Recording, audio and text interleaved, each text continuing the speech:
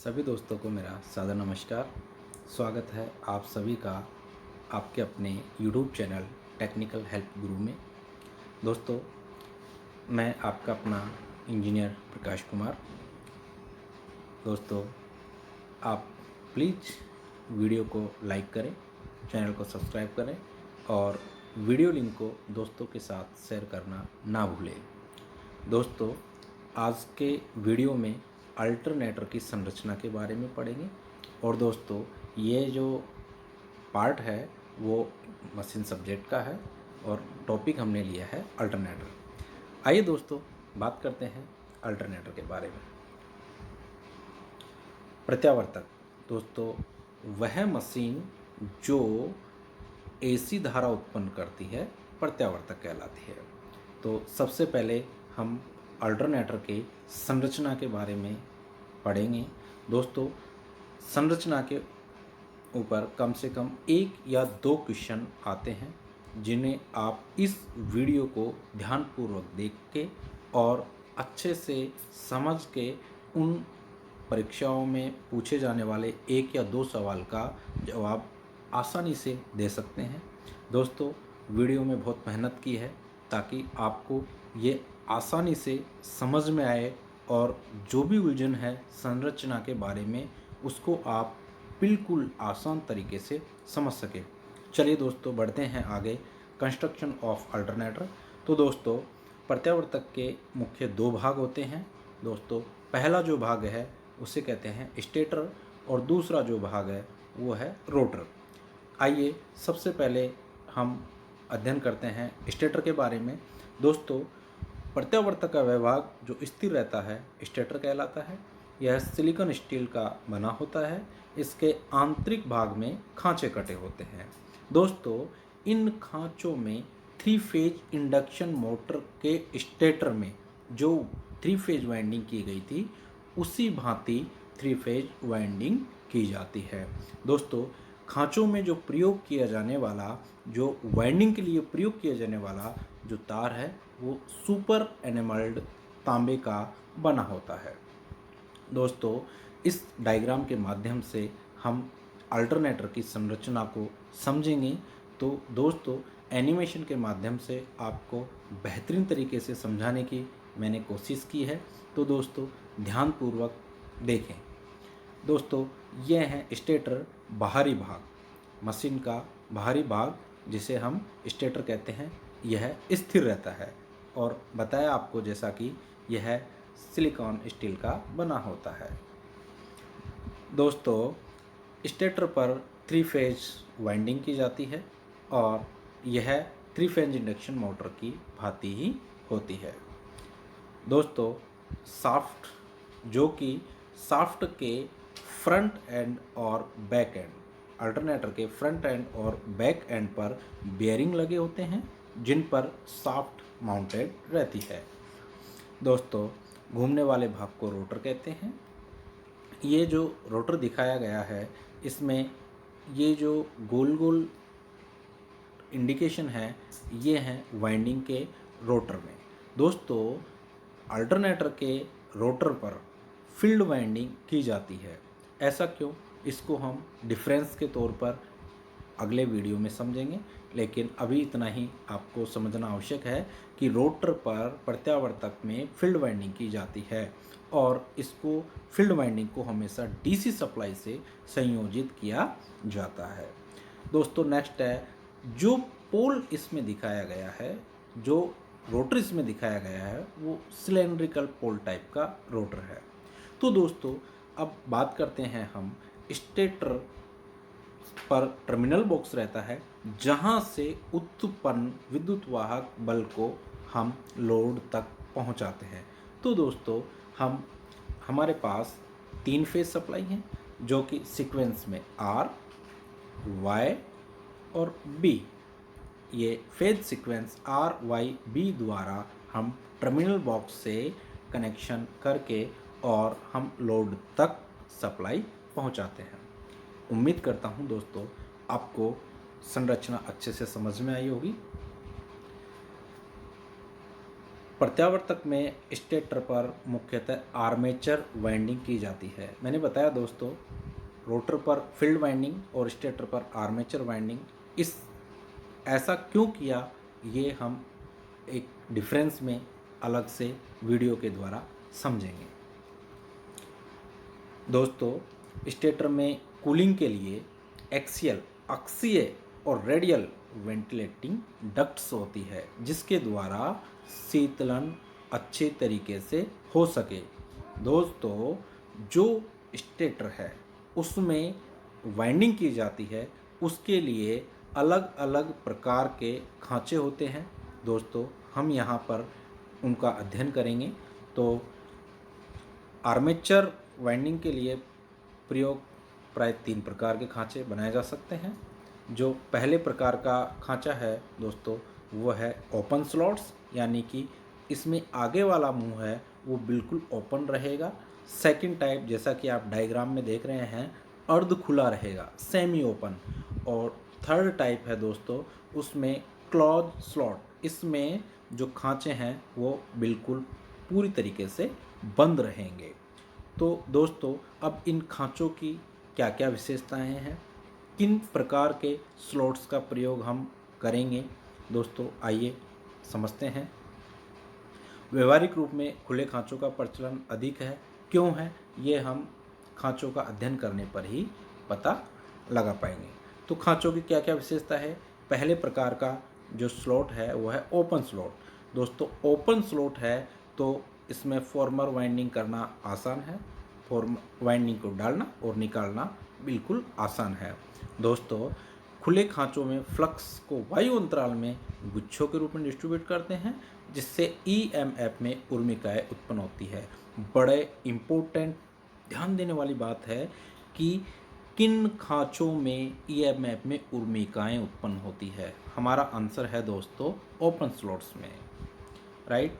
आगे बढ़ते हैं दोस्तों। सेमी ओपन स्लॉट्स, अर्ध खुले खांचे, इनमें जो फ्लक्स का वितरण है वो ओपन स्लॉट्स की तुलना में अच्छा होता है, लेकिन इनमें फॉर्मर वाउंड वाइंडिंग करना बहुत कठिन होता है। तीसरा प्रकार है वो है दोस्तों क्लोज स्लॉट्स, बंद खांचे। अब दोस्तों, ये वायु अंतराल में फ्लक्स वितरण पर प्रभाव नहीं डालते हैं, परंतु इनसे कुंडलन का इंडक्टेंस बढ़ जाता है। बंद खांचे होने की वजह से इंडक्टेंस का इफेक्ट बढ़ जाएगा।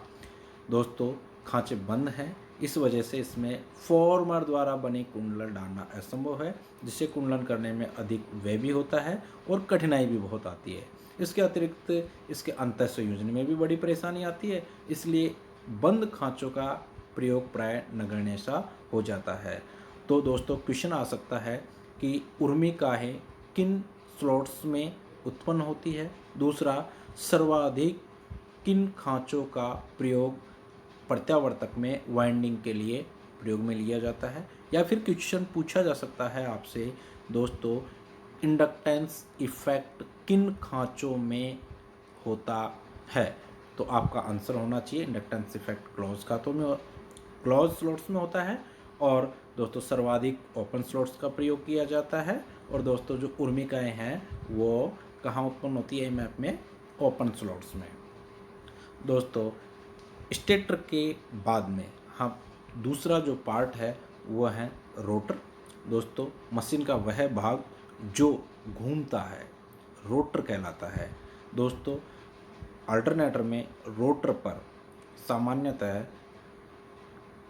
फील्ड वाइंडिंग करते हैं, जबकि डीसी मशीन में रोटर पर आर्मेचर वाइंडिंग की जाती है।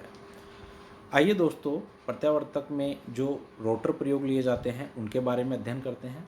तो दोस्तों, अल्टरनेटर में 2 प्रकार के रोटर प्रयोग में लिए जाते हैं। दोस्तों, पहला टाइप है सेलेन पोल टाइप, उभरे ध्रुव प्रकार का रोटर, जिसे आपको डायग्राम के द्वारा बेहतरीन तरीके से समझाने की मैंने कोशिश की है। दोस्तों, उम्मीद करता हूँ कि आप वीडियो को ध्यानपूर्वक देखकर एनिमेशन के द्वारा जो मैंने डायग्राम को समझाया है उसे आप अच्छे से समझ पाएंगे। दोस्तों, ये जो आपको दिखाई दे रहा है input DC supply, first animation में आपको दिखाया है इनपुट डीसी सप्लाई, जहाँ फील्ड वाइंडिंग को यह सप्लाई जाएगी और यह सप्लाई जाएगी स्लिप रिंग के माध्यम से। दोस्तों, इस स्थिर भाग और रोटर भाग को जो सेपरेट करने का काम किया है वो स्लिप रिंग के माध्यम से हुआ है और स्टेटर पर सप्लाई रोटर पर देना है हमें, तो स्लिप रिंग लगा दी और स्लिप रिंग के ऊपर कार्बन ब्रश लगी होती है। दोस्तों, फील्ड वाइंडिंग में हमेशा डीसी सप्लाई का प्रयोग करते हैं, इसलिए इस अल्टरनेटर के रोटर पर 2 स्लिप रिंग प्रयोग की जाती है। दोस्तों, आगे बात करते हैं फील्ड वाइंडिंग की, जो कि उभरे हुए पोल पर इस प्रकार की हुई है। दोस्तों, ये है डैम्पर वाइंडिंग, जिसका हम आगे अभी विशेषताओं में चर्चा करेंगे। और दोस्तों, ये जो उभरे हुए पोल हैं, इसलिए इसे कहते हैं सैलिएंट पोल टाइप का रोटर। दोस्तों, अब इस रोटर की विशेषताओं के बारे में जानना जरूरी है। दोस्तों, फिर से बता दे रहा हूँ, संरचना के अंदर से कम कॉम्पिटिटिव एग्जाम में 2 से 3 क्वेश्चन पूछे जाते हैं, जो आप अगर वीडियो ध्यानपूर्वक देखेंगे तो आसानी से उन सवालों का जवाब आप दे सकते हैं। दोस्तों, इस रोटर की अक्षीय लंबाई कम तथा व्यास अधिक होता है। दोस्तों, बहुत बार पूछा गया है कि किस रोटर की अक्षीय लंबाई कम होती है या फिर सैलिएंट पोल टाइप के रोटर की अक्षीय लंबाई होती है, कम या अधिक। तो दोस्तों, हमारा आंसर आपके सामने है। नेक्स्ट इसकी जो विशेषता है कि इनका प्रयोग कम गति वाले प्रत्यावर्तक में किया जाता है, क्योंकि दोस्तों इसकी लंबाई अक्षीय है वो कम है और व्यास अधिक है, इस वजह से इसमें कम गति के लिए प्रयोग किए जाते हैं। दोस्तों, गति कम तो ध्रुवों की संख्या अधिक, ध्रुवों की संख्या अधिक। अब गति ज्ञात करेंगे तो दोस्तों आपको पता है NS बराबर 120 F बटे में P, जहाँ NS तुल्यकालिक गति है, 120 इंटू F सप्लाई फ्रीक्वेंसी या जनरेटेड फ्रीक्वेंसी बटे में पोल की संख्या, P पोल की संख्या होगी। दोस्तों, डैम्पिंग वाइंडिंग प्रत्यावर्तक में कला परीक्षण को कम करने में और प्रत्यावर्तक को जो अल्टरनेटर है उसको सिंक्रोनस मोटर की तरह प्रारंभ करने में सहायक होती है, इसलिए इसमें डैम्पर वाइंडिंग की जाती है। दोस्तों, दूसरे प्रकार का जो रोटर है वो है सिलेंड्रिकल बेलनाकार प्रकार का रोटर, जिसे हमने डायग्राम के द्वारा अच्छे से समझा है। दोस्तों, ये हैं स्लिप रिंग के माध्यम से डीसी सप्लाई फील्ड वाइंडिंग को दी जाती है। नेक्स्ट है दोस्तों शाफ्ट, जिसके बारे में हमने चर्चा की है। शाफ्ट के साथ में प्राइम मूवर लगा रहेगा और यह बियरिंग के माध्यम से माउंटेड रहती है और इसके ऊपर रोटर लगा होता है। दोस्तों, ये ऊपर आपको दिखाए गए हैं स्लॉट्स, किसके लिए? फील्ड वाइंडिंग के लिए। और फील्ड वाइंडिंग क्यों की जाएगी? फ्लक्स उत्पन्न करने के लिए, स्थिर फ्लक्स के लिए, क्योंकि दोस्तों डीसी के द्वारा स्थिर फ्लक्स उत्पन्न होता है और एसी के द्वारा प्रत्यावर्ती प्रकार का फ्लक्स उत्पन्न होता है। और रोटेटिंग मैग्नेटिक फील्ड उत्पन्न करने के लिए कम से कम 2 फेज की आवश्यकता होती है। बहुत इंपॉर्टेंट चीज़ है, याद रखना। यह है दोस्तों फील्ड वाइंडिंग। फील्ड वाइंडिंग इस तरीके से खांचों में डाली जाती है।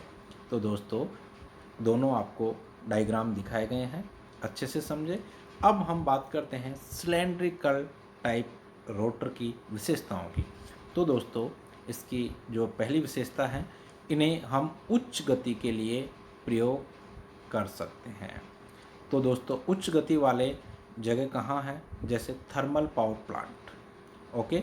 और कम गति वाले जो कि सैलिएंट पोल टाइप प्रकार का जो रोटर था, उनका प्रयोग कम गति, तो कम गति वाली जगह हैं दोस्तों hydro power plant. Hydro power plant में सैलिएंट पोल टाइप के रोटर प्रयोग में लिए जाएंगे और दोस्तों उच्च गति वाली जगह थर्मल पावर प्लांट, वहाँ पर हम सिलेंड्रिकल पोल टाइप के रोटर प्रयोग में लेंगे। नेक्स्ट, उच्च चाल पर चलने के लिए प्राय इसमें 2 या 4 ध्रुव होते हैं और रोटर का व्यास कम तथा अक्षीय लंबाई अधिक होती है। दोस्तों दोनों में अक्षीय लंबाई और व्यास से एक क्वेश्चन आवश्यक रूप से पूछा जाता है। बहुत सारे एग्जाम्स में अभी तक मैंने देखा है, इनसे यहाँ से क्वेश्चन आवश्यक रूप से आता है, तो आप इसे बाय हार्ट लर्न कर लें। दोस्तों मैं सेलेंट पोल टाइप के जो रोटर हैं उसमें व्यास अधिक, अक्षीय लंबाई कम, और दोस्तों सिलेंड्रिकल पोल टाइप का जो रोटर है उसका व्यास कम और अक्षीय लंबाई अधिक होती है। चलिए आगे विशेषता के बारे में डिस्कस करते हैं। तो दोस्तों जो बड़े प्रत्यावर्तक होते हैं उनमें कूलिंग के लिए अक्ष के समांतर वायु यानी कि एयर डक्ट्स बनी होती है। रोटर की परिधि के 2/3 भाग पर खांचे जिनमें वाइंडिंग की जाएगी, तो और 1/3 भाग पर पोल सेंटर होते हैं जो कूलिंग का काम करते हैं। नेक्स्ट विशेषता है दोस्तों, इसमें वायु घर्षण हानियाँ कम होती है और ये कम आवाज़ पर चलते हैं। इनमें डैम्पिंग वाइंडिंग आवश्यक नहीं है और इनका डायनेमिक संतुलन बहुत अच्छा है। उम्मीद करता हूँ दोस्तों आपको ये वीडियो ज़रूर पसंद आई होगी, तो आप प्लीज़ वीडियो को लाइक करें। दोस्तों फिर से रिक्वेस्ट कर रहा हूँ, चैनल को सब्सक्राइब करें और वीडियो लिंक को दोस्तों के साथ शेयर करना ना भूलें। Thank you.